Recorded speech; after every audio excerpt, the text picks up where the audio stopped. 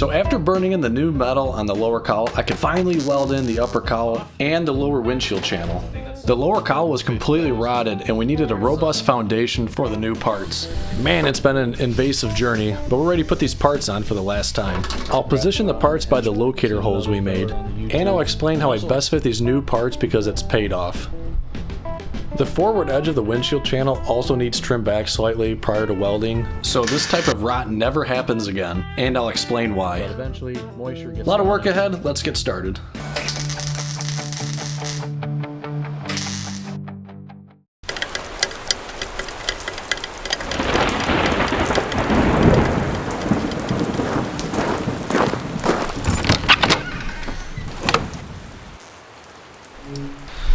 It's a rainy day, but we found a window to come back out here in the shop. I've been picking at the Skylark every so often when time is available, doing a lot of wire wheeling and whatnot underneath the dash, just trying to get a lot of the crud knocked off, and I'm still debating on how far I want to take it underneath with trying to clean it up, make it presentable. But the outside of the dash we'll get that looking pretty. After we got our cross car measurements and forward aft, and you could measure wherever you want. I just chose that. As soon as we got that, then this can come off. I took all the e-coating off of this. I think that stuff peels if you paint right over it. So I took down the bare metal and painted at the bottom. So when the new cowl or plenum was going on, took the same measurements and it pretty much matched. And then I'll just attach this for demonstration purposes. Then after best fitting, trying to replicate the old measurements, I went ahead and drilled 4 holes here and here. And then the same on the other side. That way when I'm doing dry fits and when I go to weld it, it's not going to move around on me. After this is fully welded in, go ahead and put the windshield channel in. When this was screwed in, I also did a dry fit with the window channel. I also have screw holes for that here and on the other side. Did dry fits with the windshield to make sure I have a nice consistent gap all the way across. Because otherwise, if this plenum's off and it's pushing on the window channel, if it's crooked, you're going to end up with a huge gap on one side of the vehicle, and that's going to be tough to seal. Windshields do flex pretty good, so I know a lot of these cars back in the day probably didn't have the best dimensional control. So there is some forgiveness there, and glass actually flexes. Okay, this is going for the last time. Again, here's here's the 2 holes I made on each side for my using as my locators.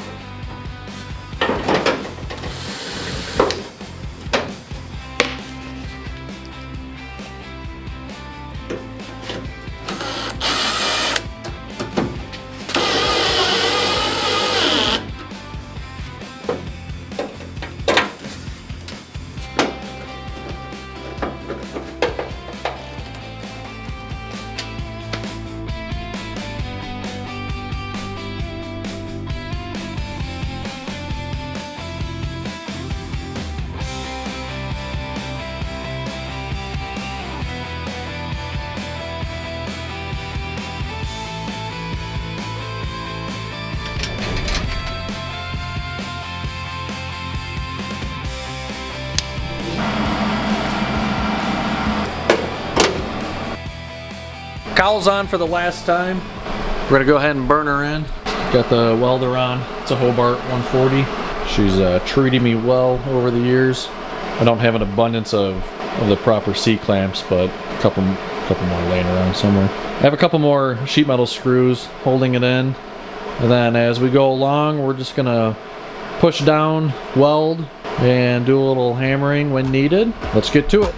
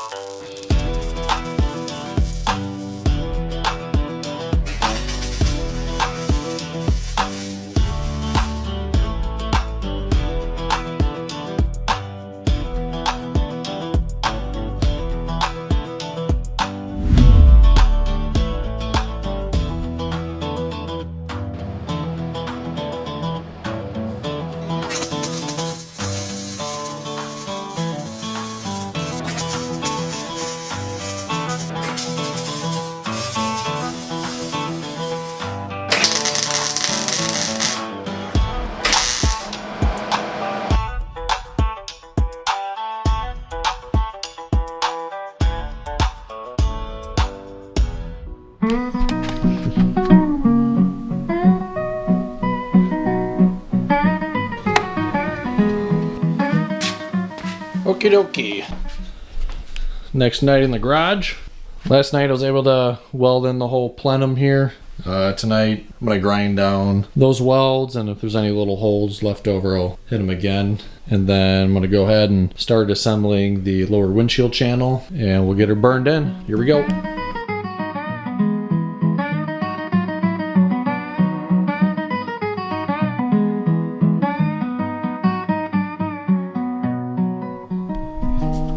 Spot welds are ground down. Put the windshield channel back on just for a dry fit. Again, this windshield channel here comes for Chevelle, Pontiac Oldsmobile, and the Buick, so it does come with some additional metal. So I had to just trim enough back to where I felt like it wasn't interfering with anything else. So it's fitting good. When I was finding the final position for this, because this will just float around across car, and it doesn't really sit completely flat on here, just because these are probably made from 2 different suppliers, so they're not the original die, so nothing's going to be perfect on these new parts. And the original metal all through here was completely gone, so I don't really have anything to reference from other than Target making sure I got a consistent gapping to the windshield, and the position that it's in right now does that. Looking good. I also took some measurements, really just pick anywhere. I just chose here to the front of the firewall on both sides, and even from the roof down, compared side to side to make sure it was relatively square. And it looks pretty good. I'm happy with it, and the dry fit looks really good. So I'm going to give her the green light. Go ahead and burn her in. I'm going to bore the camera one last time here with some vehicle dimensional stuff. So I'm going to orientate the camera so you can kind of see where I'm looking at here. Alright, I'm going to blabber here for a minute, but this was, I thought, very notable when I was doing all these dry fits. Trying to make sure I was putting the upper cowl or plenum where it's supposed to be, because this layer's on top of it, making sure this is where it's supposed to be. So you can probably see, try to focus the camera here, there's a gap right here. I can fit that in. This windshield channel will not go back any further. It's hitting right here. Okay, well then you're probably saying, well, Josh, you jackwagon, why don't you see that gap there?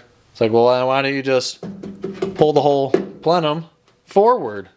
Well, if I do that, I'm going to be gapping here. And I already took my reference measurements earlier on the original one that was on here. I just picked this corner and I measured to this screw here, like so. Hopefully the camera can see that. And I did that on both sides. So cross car, this is where it's supposed to be, and if I start coming forward, this dimension is going to start to grow on both sides. So this, I can't move this forward anymore. I took a bunch of other measurements on here for forward, aft, cross car, making sure it was square. This is right where it's supposed to be, right where the old one is. I was trying to balance this and try to get a good fit. You know, I could probably cut off a little bit more here to get the slide back more, but I'm very comfortable in where this is at, just because when the windshield goes on and I do a dry fit, right through here, when the windshield comes down, it's set on the A-pillar, wraps around on the hinge pillar, and then it kind of drops off right here. So there is a gap here by design, and then this kind of starts ramping back up, and then right here is where you'll have more contact with the windshield. When the windshield is on, when I do the dry fits, the windshield is laying on this metal, bridges this gap, and then starts laying on this metal again. So if I push this back to close up this gap here, then I'm going to have a huge gap to my windshield, and I don't want that. I think that tells me that this is right where it's supposed to be. Because I looked at this for a long time, and I was just really wanting to make sure it's in the right spot. So because I have a really nice transition on both sides of the vehicle from where the windshield comes off the hinge pillar and then lays on the windshield channel, it looks really good on both sides. So I'm very happy with it. And when the windshield was on, doing the dry fit, having the windshield on, the gap all along the bottom is nice and consistent, and I got smooth transitions on both sides. That's really all we care about, is making sure that the windshield is nice and sealed with a consistent gap all the way around. So I know this metal is right where it's supposed to be. Oh, forgot to mention. So because we have this gap and that this is overhanging, we're just going to trim it back. Seen another feller on the YouTubes that also had to do that. So I'm going to carefully just start cutting across, and instead of doing like a seam sealer, I think I'm just going to weld it all the way across. Then I don't have to worry about water getting down in there, because what happens here is this is kind of a downward trajectory, if you will. So way back in the day, I believe this was all one piece where it came down here and kind of angle up here, and then probably get inconsistencies with their sealer or whatever, but eventually moisture gets down in here and it sits. Then you got a hole, then you got critters getting in it, then you get Fred Flintstone feet over there. It's not good, not recommended. So I'm gonna get the grinder wheel out here, and I'm just gonna make that sound too, and I'm just gonna cut this back, and then we'll weld it all the way across. I'm also gonna put in my spot welds here.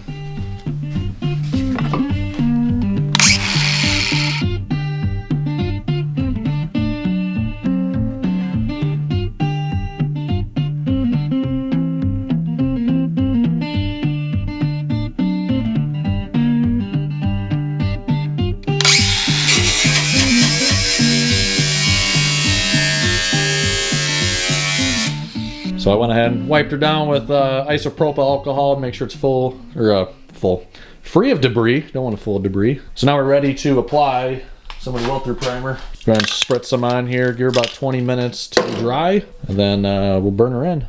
The weld-through primer is drying, we're almost there. I'll turn the welder on, start getting her warmed up. So it'll sit right here. Throw a bead on the front edge here all the way across. Make it nice and watertight, and then grinder smooth. Should look pretty good. So I'm going to put this back on, and I'm going to line it up to my holes that I made early on when I was doing my dry fits. Then I even have a couple through here. Kind of suck it together. Everything lines up really good. Pretty satisfied with it. All right, time to throw the windshield channel on for the last time. This is exciting.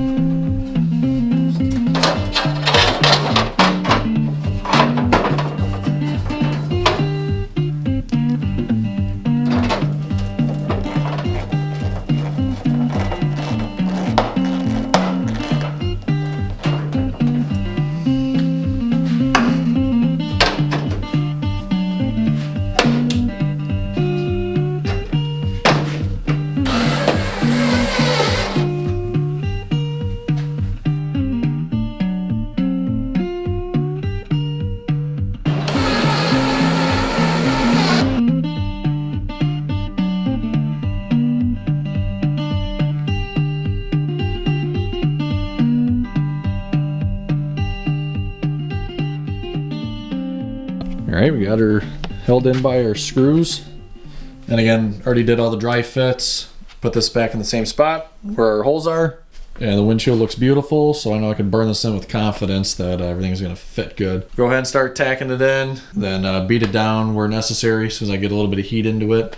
Just a couple small gaps through here, but the rest of it fits nice and tight. So I'll probably just put the camera on time lapse and get to her, because otherwise we're gonna lose the shot.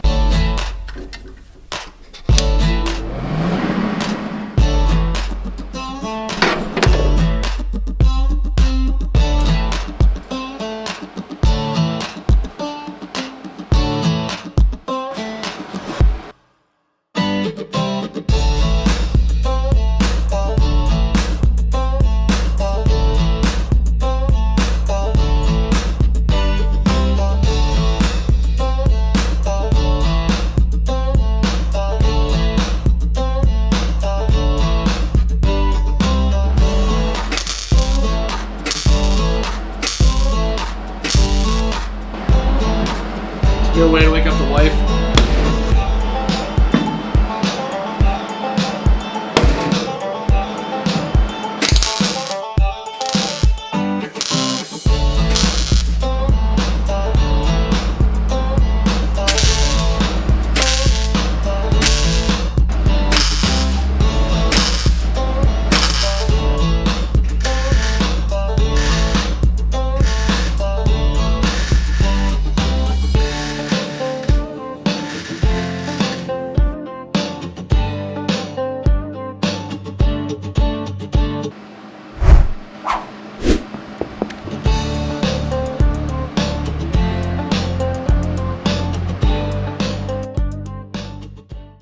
Really happy how this turned out, and I had a lot of fun doing it. Big check mark off the list. Still need to reassemble the outer cowls, treat some rust, move the hood flush features over from the old one to the new, epoxy prime it, and much more. All coming soon.